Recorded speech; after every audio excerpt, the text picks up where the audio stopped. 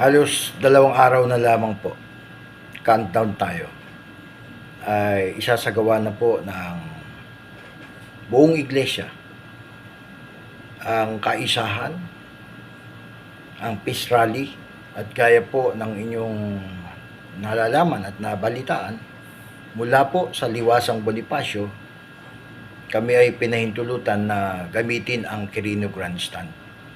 Kaya sa Enero 13 po, ang buong iglesia ay nagkakaisa. At bago pa yan ay marami na mga tumudigsa. Kung ano-anong mga lumabas na paninira, mga pinupukol laban sa Iglesia ni Cristo.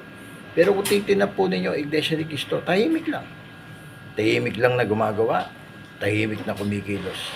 At ako po ay sumasampalataya sa Enero 13, araw po ng Lunes. Muli pong makikita ang kaningningan ng kaisahan ng Iglesia ni Cristo. Hindi lamang po dito sa ating bansa, kundi sa buong mundo na nakatanaw at nakatitig ngayon sa kaisahan ito. Kaya sa mga nais pong mag-join, umattend, welcome po ang kahit sino. As long as kaisa namin kayo sa aming paninindigan na ito ay gagawin ng buong Iglesia ni Cristo para po sa kapayapaan ng ating bansa. Malaya po kayong pwedeng dumalo at pwede pa kayong mag-invite ng inyong mga kakilala.